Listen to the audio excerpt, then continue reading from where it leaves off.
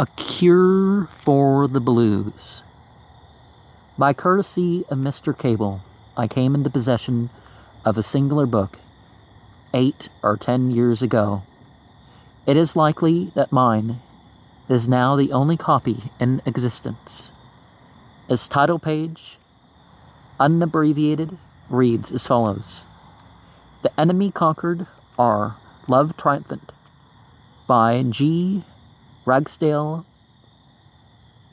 McClintock, author of An Address, etc., delivered at Sunflower Hill, South Carolina, and member of the Yale Law School, New Haven, published by T.H. Pease, 83 Chapel Street, 1845. The name here given is a substitute for the one actually attached to the pamphlet. Okay. No one can take up this book and lay it down again unread. Whoever reads one line of it is caught, is chained.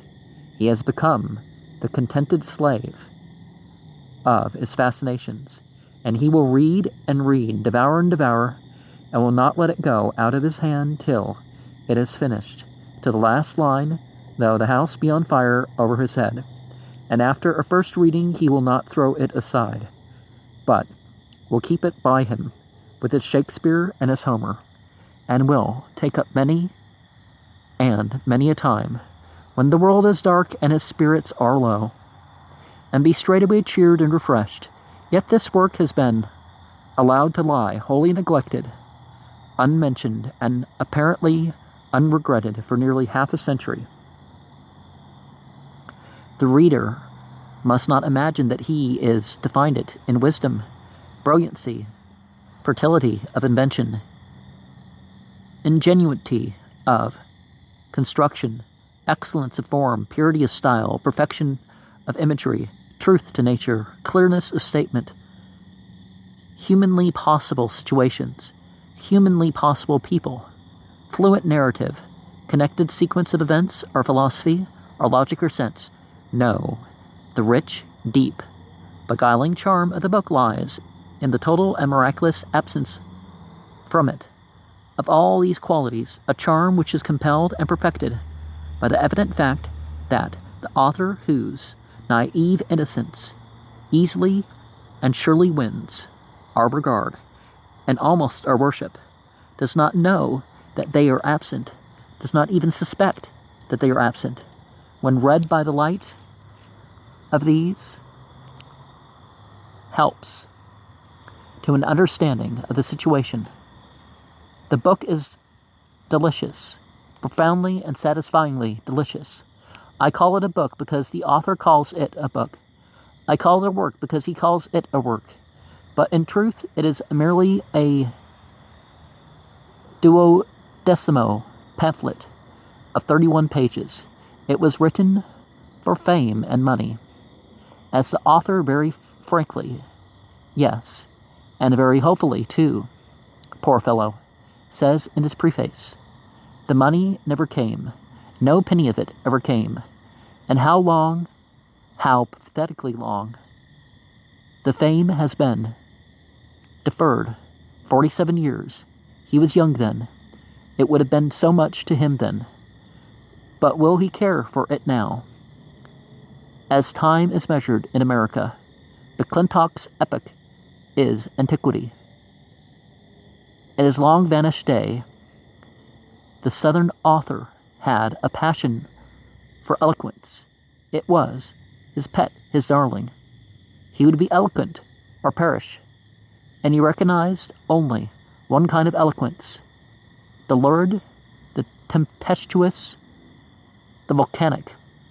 He liked words, big words, fine words, grand words, rumbling, thundering, reverberating words, with sense attaching, if it could be got in without marring the sound, but not otherwise.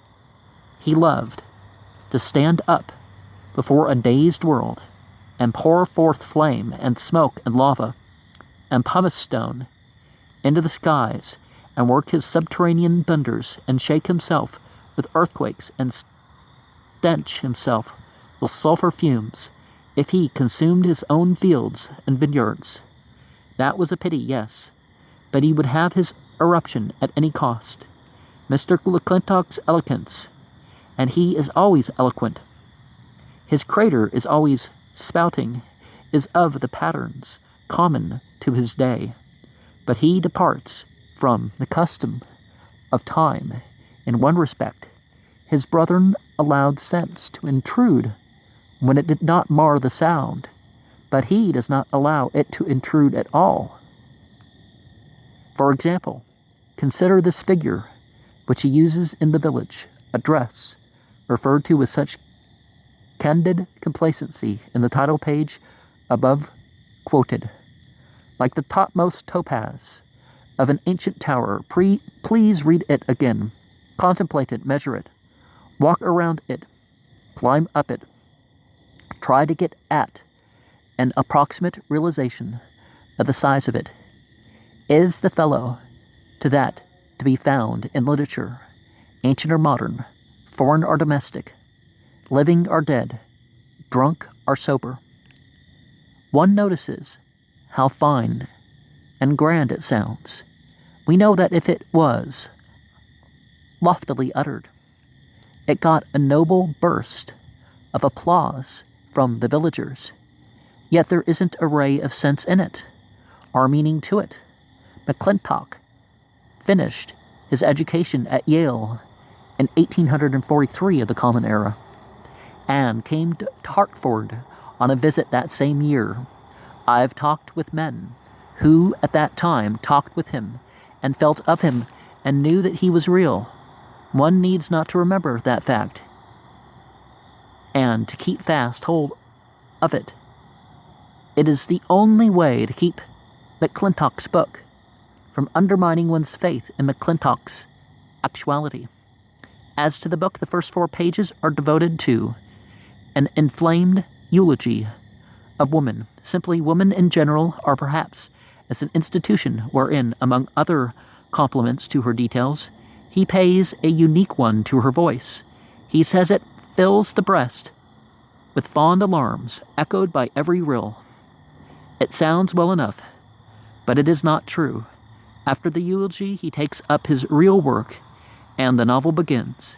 It begins in the woods, near the village of Sunflower Hill. Brightening clouds seem to rise from the midst of fair Chattahoochee to spread their beauty over the thick forest, to guide the hero whose bosom beats with aspirations to conquer the enemy that would tarnish his name, and to win back the admiration of his long-tried friend.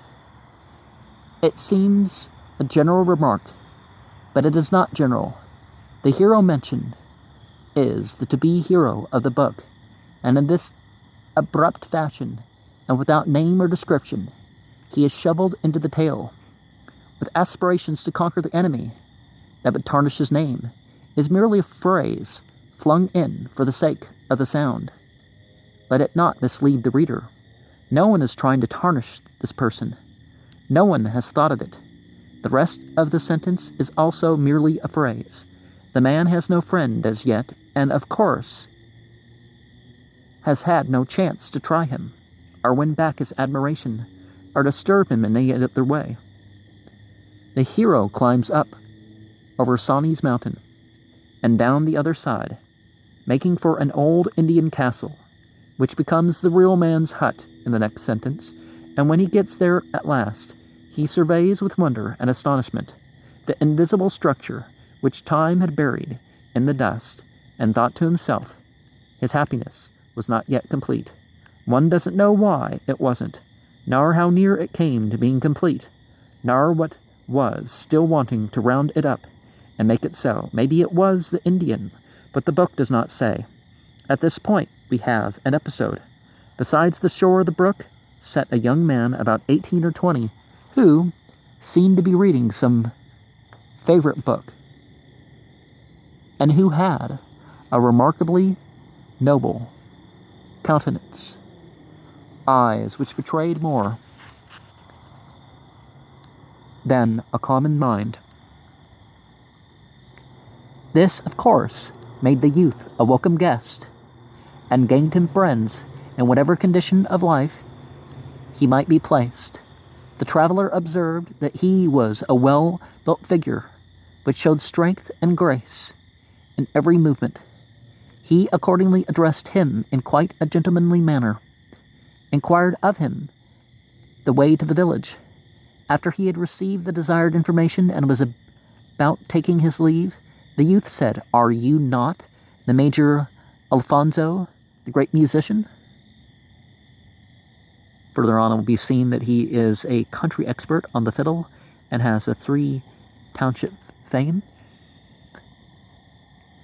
The champion of a noble cause, the modern Achilles, who gained so many victories in the Florida War.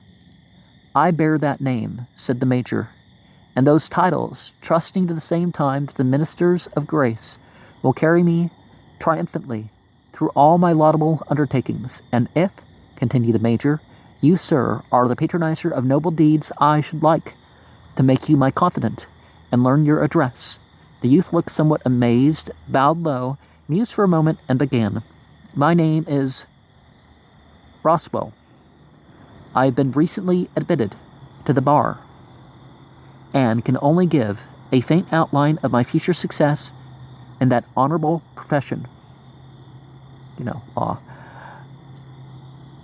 "But I trust, sir, like the eagle, I shall look down from lofty rocks upon the dwellings of man, and shall ever be ready to give you any assistance in my official capacity, and whatever this muscular arm of mine can do, whenever it shall be called from its buried greatness."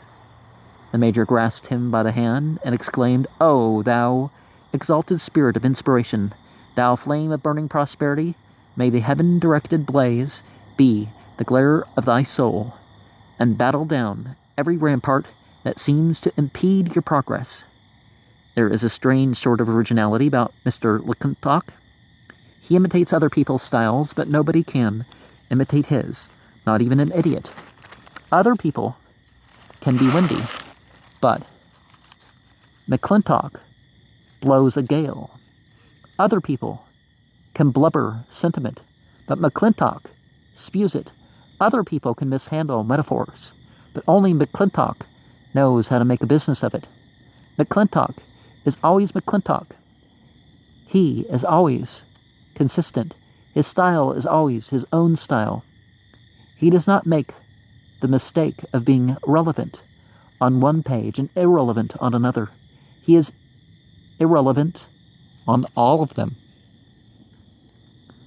He does not make the mistake of being lucid in one place and obscure in another. He is obscure all the time. He does not make the mistake of slipping in a name here and there that is out of character with his work. He is always using names that exactly and fantastically fit his lunatics. In the matter of his undeviating consistency, he stands alone in authorship. It is this that makes his style unique and entitles it to a name of its own. McClintockian. A lot of words that we have nowadays actually relate to ancient figures of the past, so we understand that. It is this that protects it from being mistaken for anybody else's. Uncredited quotations from another writers often leave a reader in doubt as to their authorship, but McClintock is safe from that accident. An uncredited quotation from him would always be unrecognizable.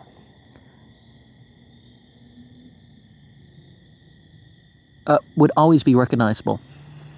Not unrecognizable. When a boy 19 years old, who had just been admitted to the bar, says, "I trust, sir, like the eagle, I shall look down from lofty rocks upon the dwellings of man," we know who is speaking through that boy. We should recognize that note anywhere. There be myriads of instruments in this world's literary orchestra, and a multitudinous confusion of sounds that they make, wherein fiddles are drowned and guitars smothered, and one sort of drum mistaken for another sort. But whensoever the brazen note of the McClintockian trombone breaks through that fog of music, that note is recognizable, and about it there can be no blur of doubt. Now, in quite the opposite category, you could see that if there was divine literature inspired or revealed, we could look at it and see some uniqueness, some recognizable features. The novel now arrives at the point where the Major goes home to see his father. When McClintock wrote this interview, he probably believed it was pathetic. The road which led to the town presented many attractions. Alfonso had bid farewell to the youth of deep feeling, and was now wending his way to the dreaming spot of his fondness. The south winds whistled through the woods as the water dashed against the banks, as rapid fire in the pent furnace roars. This brought him to remember, while alone, that he quietly left behind his hospitality of a father's house, and gladly entered the world with higher hopes than are often realized.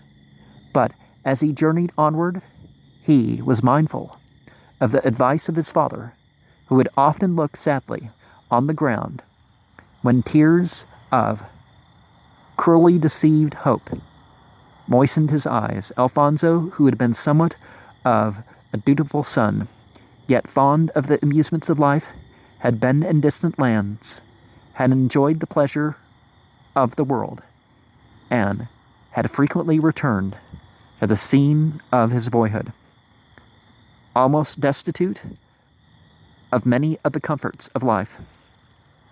In this condition, he would frequently say to his father, "Have I offended you, that you look upon me as a stranger and frown upon me with stinging looks? Will you not favor me with the sound of your voice? If I have trampled upon your veneration, or have spread a human veil of darkness around your expectations, send me back into the world where no heart beats for me, where the foot of man has never yet trod. But give me at least one kind word. Allow me to come into the presence sometimes of thy winter-worn locks. Forbid it, heaven, that I should be angry with thee," answered the father, "my son, and yet I send thee back to the children of the world, to the cold charity of the combat, and to a land of victory. I read another destiny in thy countenance. I learned thy inclinations from the flame.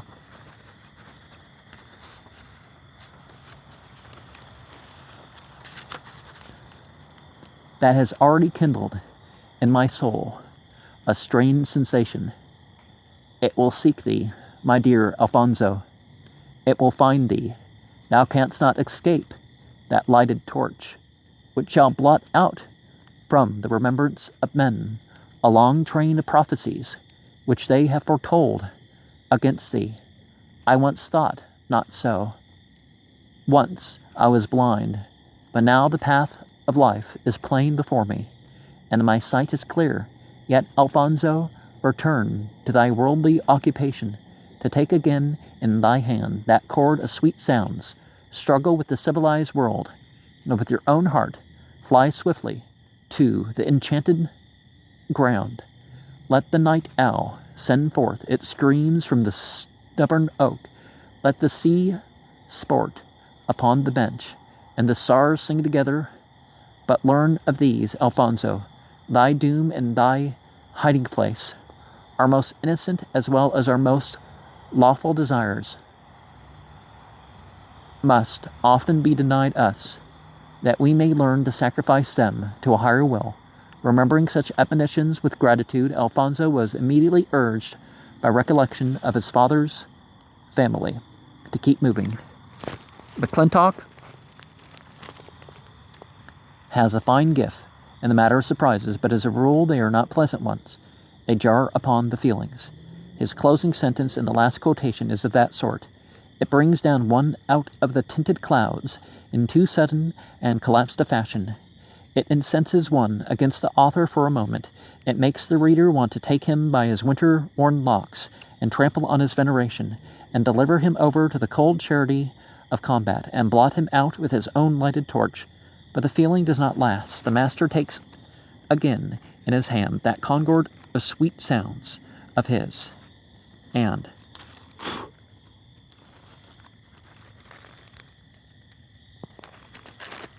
one is reconciled, pacified. His steps became quicker and quicker. He hastened through the piney woods, dark as the forest was, and with joy he very soon reached the little village of repose, in whose bosom rested the boldest chivalry. His close attention to every important object, his modest questions about whatever was new to him, his reverence for the wise old age, and his ardent desire to learn many of the fine arts, soon brought him into respectable notice. One mild winter, as he walked along the streets toward the academy, which stood upon a small eminence, surrounded by native growth, some venerable in its appearance, others young and preposterous, all seemed inviting, and seemed to be the very place for learning as well as for genius to spend its research beneath its spreading shades. He entered its classic walls in the usual mode of Southern manners. The artfulness of this man, none knows so well as he how to pique the curiosity of the reader, and how to disappoint it. He raises the hope here that he is going to tell all about how one enters a classic wall in the usual mode of Southern manners. But does he? No.